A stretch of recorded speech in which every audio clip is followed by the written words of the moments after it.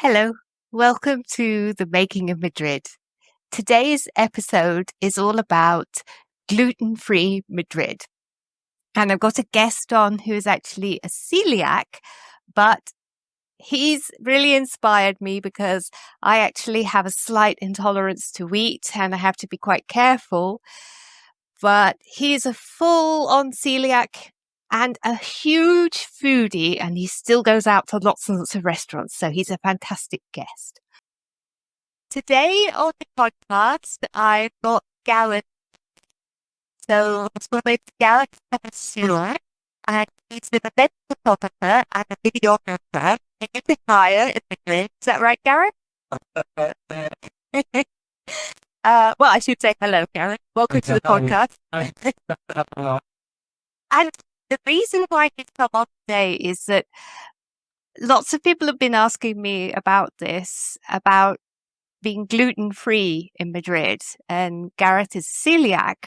But I was so excited to hear that. Well, it sounds bad that I was excited to hear you were a celiac, but I know you as a foodie, and you were saying you also do foodie tours. Is that right? That's right. I mean, I've been involved with Eat Out Madrid for coming up to 10 years now, which is a Facebook group where people can make suggestions about where they've been and eaten and liked, and people can ask questions about, I want to eat this kind of food, where can I go, where's good, and people leave reviews as well of places they've eaten there. So I've been involved in the foodie community, and I used to do we used to organise wine tastings and this kind of thing with it, and that's how I got into the event photography side of things. And when I lived in Barcelona, I used to do with a meetup group, I used to organise food walks. We would just go like to pick a theme, and then we'd go to different places.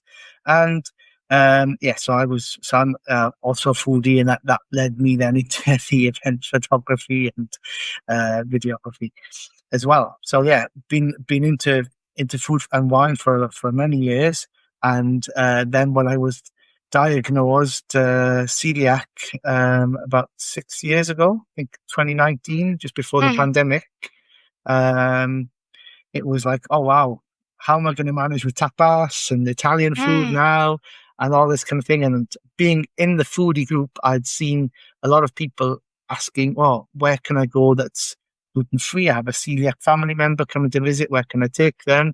And having seen other celiacs or people with celiac family members in Madrid talking, it was like, I knew it was difficult, and just eating gluten free isn't good enough. It's a high, you're very sensitive to gluten, so cross contamination is the biggest risk.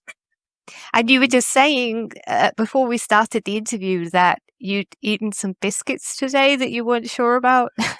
Yeah, I mean, it's a real shame. I mean, we have a cookie jar at work, and there's supposed to be gluten-free cookies in there, but there was an event a few weeks ago, and they used that jar to put regular cookies in, and there were some crumbs in there or something, and I mean, the office manager showed me that they were the gluten-free cookies that were now in that jar again, but my stomach is not good.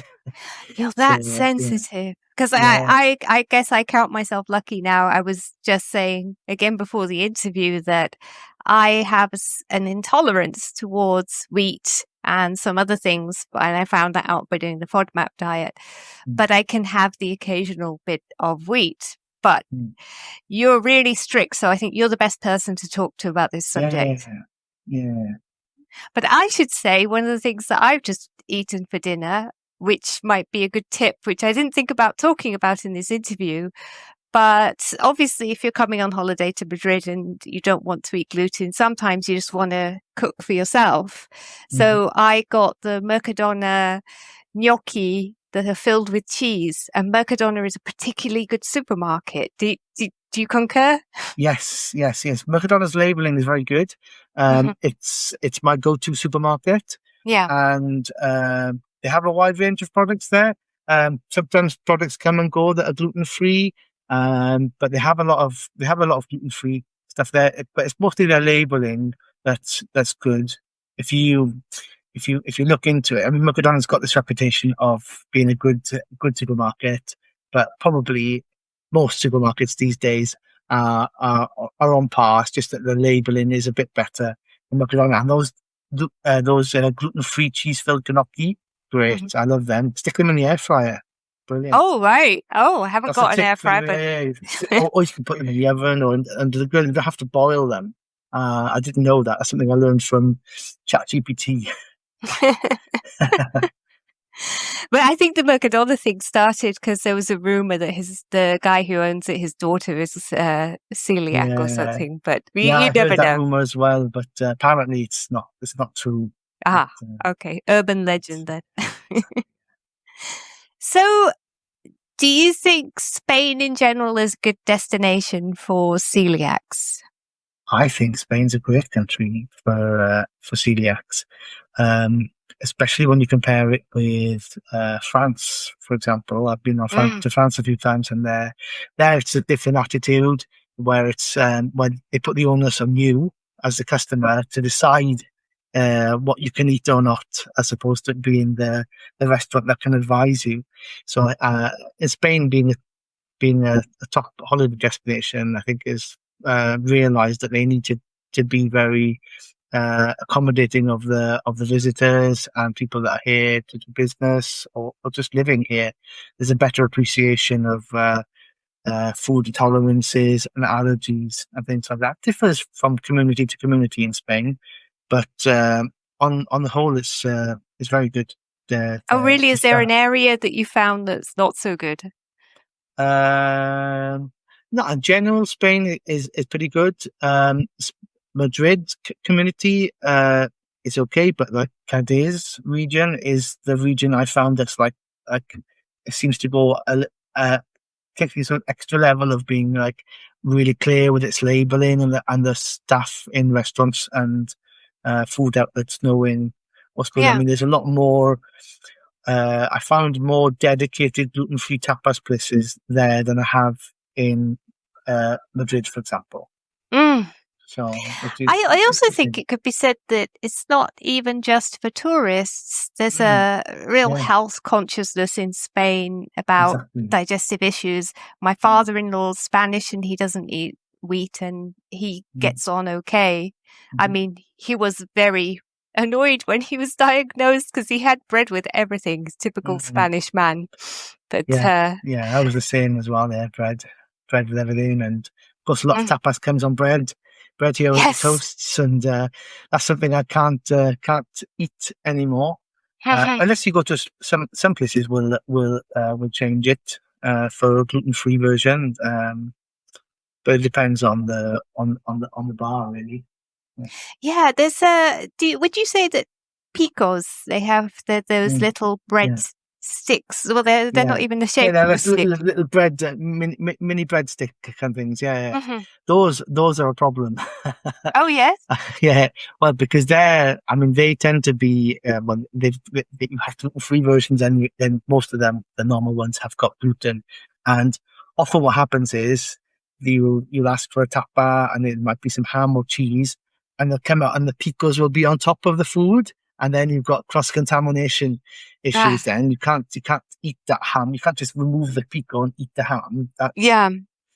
It's touched the meat of the cheese, and then you'll just get ill. I've tried to do it in the past, and no, Mm. you get ill. Think, oh, I'll be all right. No, I get In ill. general, though, I think people take you seriously if you say you're. Yes, of course, yeah, Mhm.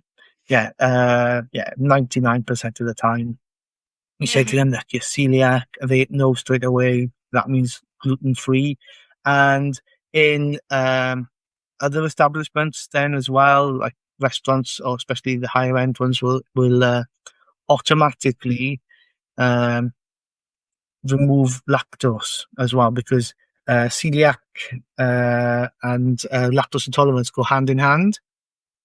So a lot of celiacs, like myself, are lactose intolerant as well.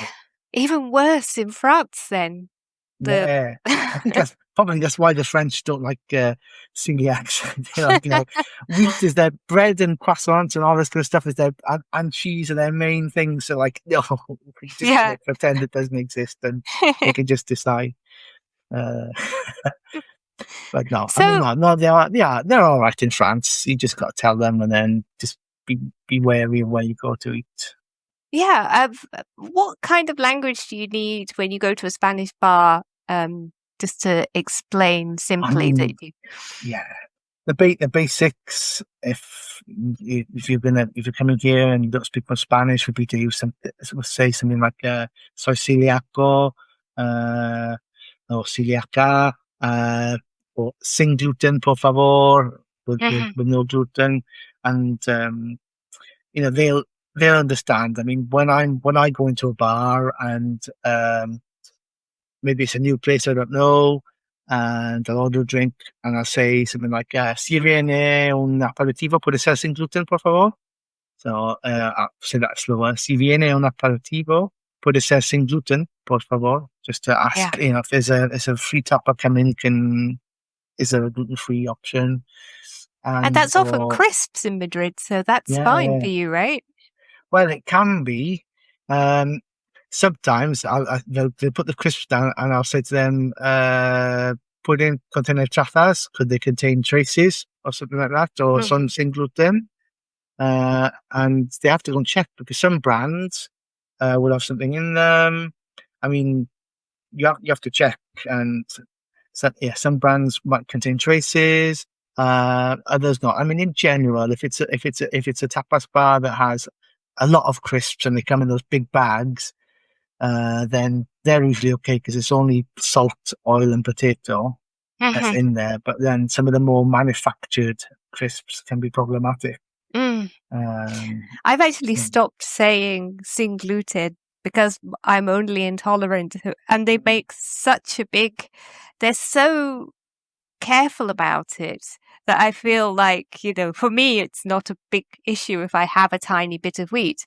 But mm, that really makes me think that it is a good destination for yeah. celiacs. Because my cousin's celiac, and when she came here, she said that she preferred it to London. Mm. Yeah, I prefer it to the UK when I've been back. Mhm, And the only country that's probably um, is better than Spain is Italy. And there they have, well, there the government gives you money if you see the extra money to pay for the increased cost you have to pay for the gluten-free products. So there, restaurants and shops are encouraged make to adapt and have these options there because the people can pay for it. oh, wow. Like the land of pasta as well. So, Exactly, yeah. So imagine, pasta and pizza, they've got gluten in them by default. And so if you've got celiac people and you need to have gluten-free versions of those. And you can go to a restaurant and they'll have the separate kitchens needed to prepare those in restaurants. I mean, but Madrid and Spain as well knows about allergies, and they have separate areas and separate fryers for mhm, cooking things. So in a reasonably sized restaurant, you're normally okay. They can accommodate.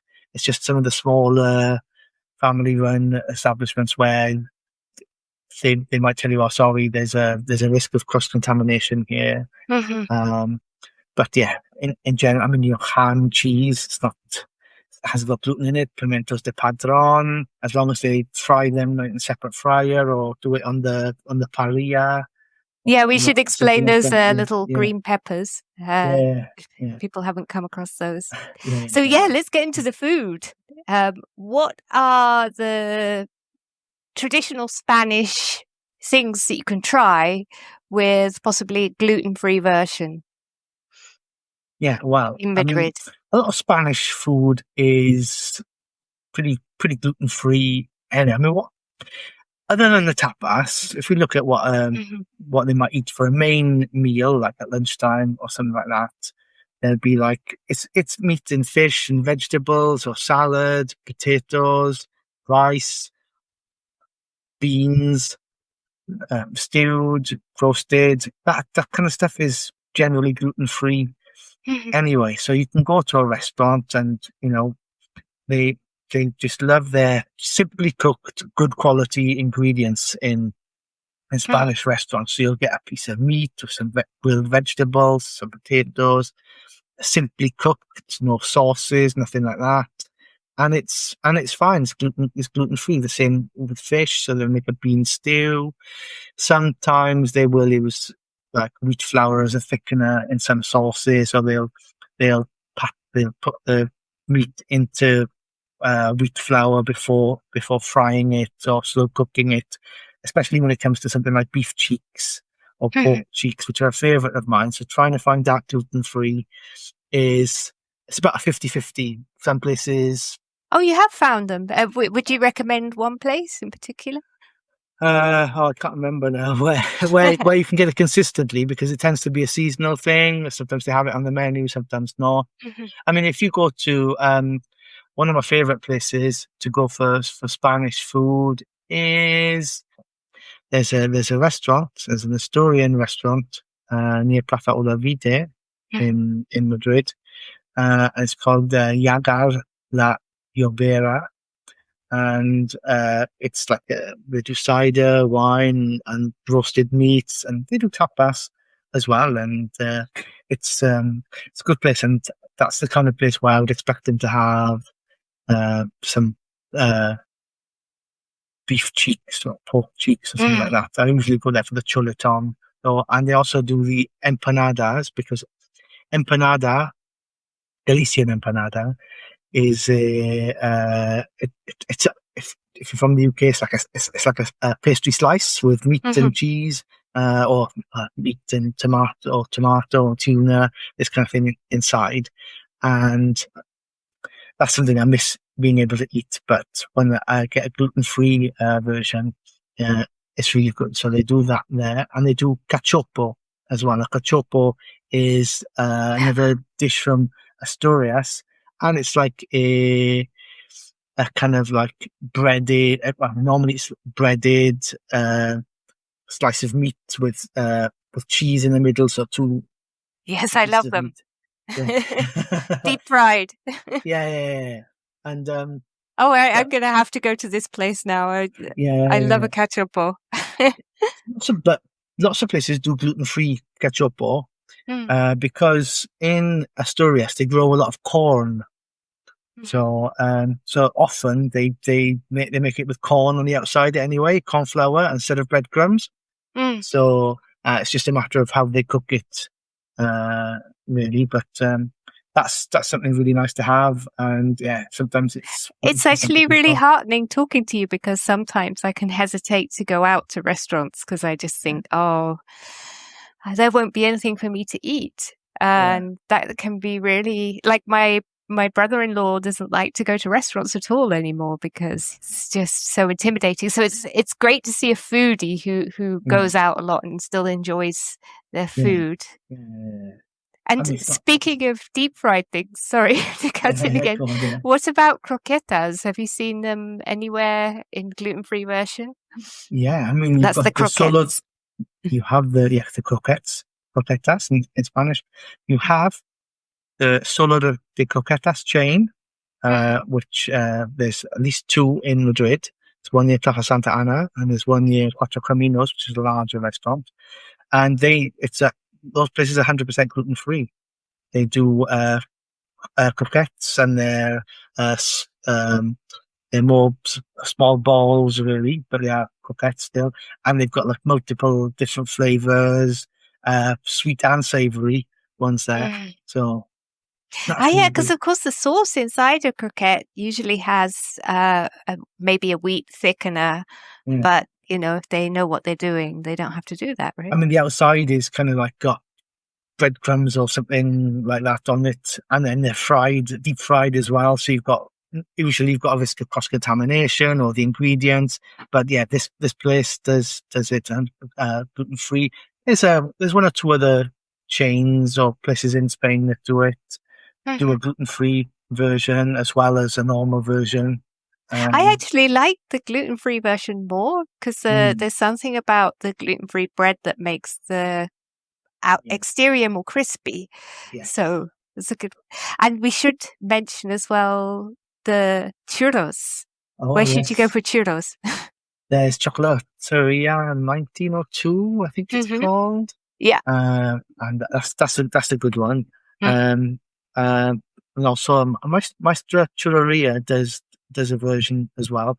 Not as good in my opinion, but like probably healthier. That version, the one in Chocolateria 1902 is properly fried. So but, Yeah, I went there last week and yeah, I just came out waddling because they also give you the cup of chocolate that's gluten-free yeah, too. And it's yeah. delicious. They do a lactose-free version there as well of the chocolate. Yes. Um, How about bread? Where do you recommend for bread? I mean, place to the most place where I tended to go. I don't eat so much bread anymore. I mean, I've been diagnosed with celiac for a number of years now. And of course, when you start off being celiac, you just try to replace the food you were eating before with the gluten-free version. So I don't eat as much bread anymore. But I do like the bread from Leon the Baker, which is a gluten-free. I think it's lactose-free as well. Bakery. They've got several outlets in Madrid, and also their products are available in the El Corte Inglés supermarket as well. And yeah, they have really good products there, not just the bread. They have cheesecake, they have empanada as Mm. well. And yeah, What if you're their bread going is for really good. like a cheaper supermarket bread? Yeah, you can get. I mean, there's the Shah bread, which is available all over Europe. I mean, I'm guessing they're probably Europe's largest producer of gluten-free products. So that's Mhm. Shah. I think it's Italian, although it sounds like it could be German. Um, and yeah, their bread is it's okay. I prefer the Iros brand, which you can get in supermarkets as well. That's probably a bit more expensive. Um, even the Mercadona bimbo bread, that's like the kind of batch bread that's soft. People might People, laugh when they hear bimbo bread, but yeah, bimbo bread, that made bimbo. me chuckle when I first moved to Spain. But they basically mean like sliced white, right? Yeah. Like the Warburtons or Kingsmill Hmm. type bread that you get in the UK. Uh, yeah, and yeah, but the Mercadona version is good, and they have a different version there as well. Yeah, the other baker is good. I think there's another pasteleria La Oriental in Pueyes, which is maybe a little bit cheaper. Uh, it depends on your taste, but yeah. Yeah. So cakes and things, a bakery. Mhm. That's a good one, is it? I think there's Yeah, some around Retiro, but I haven't checked them out yet. yeah. There's you've got. I think there is somewhere around there. You've got Pasteleria Oriental, you've got Leon Baker, there's Sana La Cura as well, which is near Avenida America. That's that's a good one as well. We've got sweet and savoury stuff there, and you can even go there from Menu del Dia as well and do like roast chicken and things as well. And sometimes they have paella there. I mean, paella is one of those dishes which thankfully is for the most part gluten free. In where it's done well, it's only some of the cheaper restaurants where they just put in the frozen stuff into a pan and Mm. warming it up. That you might run into issues with the colorings or some traces of stuff. Mhm. You go to a good restaurant like Casa Valencia, for example. There they do paella, and what I like about Casa Valencia as well is they do gluten free croquetas there as well. So going back to the croquetas theme, again, the croquettes, they have gluten-free croquettes and a dedicated fryer for them. So again, I like to go there. And moving beyond Spanish food, where do you regularly go to eat that you really love? I mean, I go a fair bit to Honest Greens, right? Now, Honest Greens is kind of healthy, kind of mostly plant-based vegetable restaurant, but they have meat and fish there as well, and cheese, and most of their menu is gluten-free. That I think they just have sourdough bread, which isn't gluten-free, which they offer on the side, and they use it for the breakfast stuff as well. I don't go there for breakfast, but for lunch and dinner, I find that to be really good. And it's not specifically Spanish, and it's just generally good quality vegetables, salad, it's organic meat, and you can eat there. You can have a decent meal for 10, 15 euros. And what about a treat? What do you mean by treat? Do you mean like a dessert, or like if I was to No, treat if you myself were to going a to big, treating yourself to a nice meal out? yeah. Well, there's a really good Japanese that I like called Waraku, which is between Aguirre and Moncloa, and that's 100% gluten-free Japanese restaurant. And they do some, and sushi is generally okay for celiacs. Just got to be careful with the type of wasabi and any vinegar they use, and the soy sauce needs to be gluten-free as well. But Waraku is really good because they have like a tasting menu there where the chef prepares his hand-picked from the market fish for the day, but they do gluten-free ramen and tempura as well. So for me, if I want to splash out, I go to Waraku, and I can have a very nice Japanese.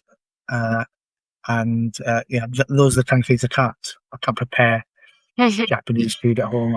I thought you were going to say, have you been to Okashisanda in Nagasaki? Okashisanda's good as well. Yeah, that's and they have the karangi, or however you pronounce it. Karage.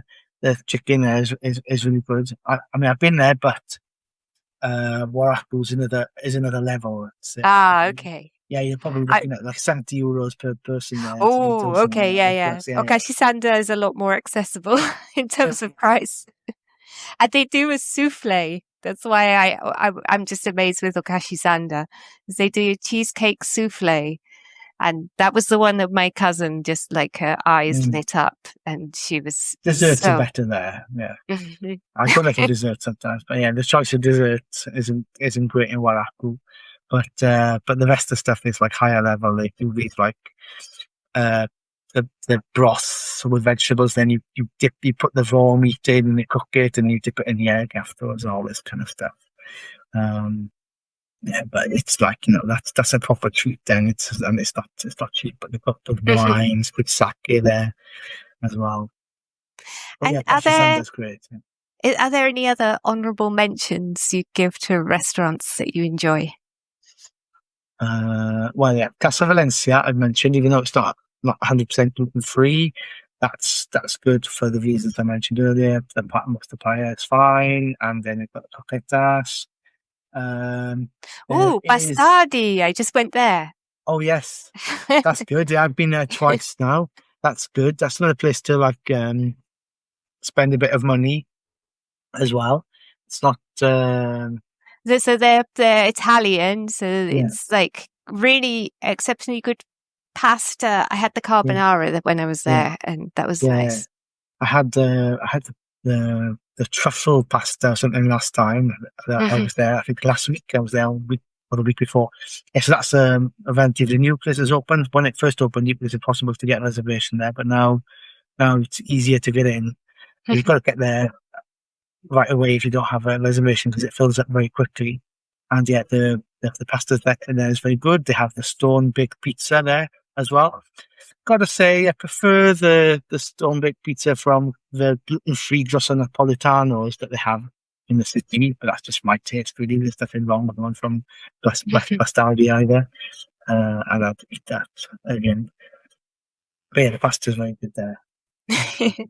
I should be saying that I'll transcribe all of this and make a blog post, and I'll put links to everything. So maybe we'll be asking Gareth after the interview to tell me. But don't worry, if you miss it, you can go onto the Making of Madrid and find all these links. And on your website too, you have a resource. Yeah, I think.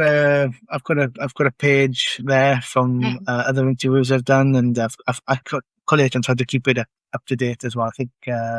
What's the address? That's www.gts-life.com, and then you just go to the blog, and then you'll or the news section, and then scroll down. You can find the article. And you can go there for food tours. Yes. Yeah, you can. There's a contact link there, and you can just reach out to me that way, or through the Instagram, which is at GTS Life. One word. Yeah. GTS Lifestyle. Sorry, GTS Lifestyle on Instagram. Yeah. And do you think there's anything we should have covered that I have forgotten to ask you? I think we've covered it. I mean, yeah. Yeah, I mean, in summary, I think Spain is an excellent destination for people who are celiacs. In my experience, and in your experience, it seems to, they take you really seriously if you say, even if I say I'm intolerant to wheat, they really go that extra mile. They really watch out for you. And there's a tapas bar, Venta El Buscon in Seoul. It's not gluten-free place, but they know me there because I'm fairly regular, and they will bring out the tapa without the picos, and they'll make like a bravas thing with the chips in the fryer. They know how to treat me there, so that's delicious. It's a shame they don't have gluten-free beer though, but most places do. Gluten-free beer is super common to find in most bars and restaurants. If you don't drink wine, obviously Spanish wine is fine to drink.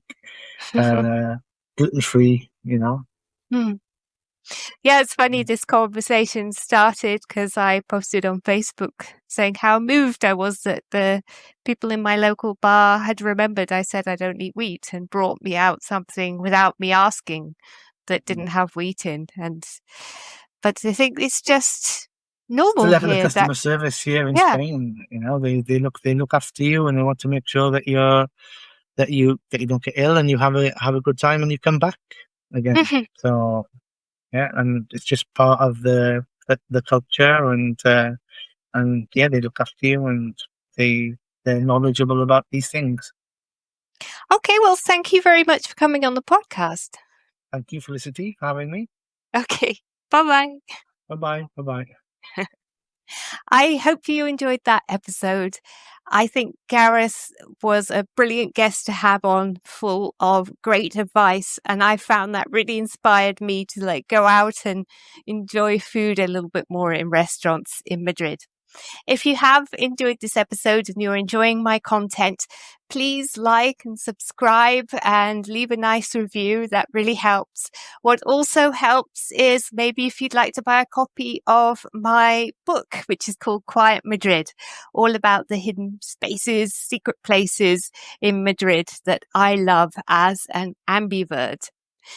And you could go on my website to find out more about that and subscribe to my newsletter. That's makingofmadrid.com. There you'll also find links to my audio tours and a tip jar and lots more information. So I'll be putting all the restaurants that Gareth recommended in this episode on the website. Anyway, thank you so much for watching. Bye-bye.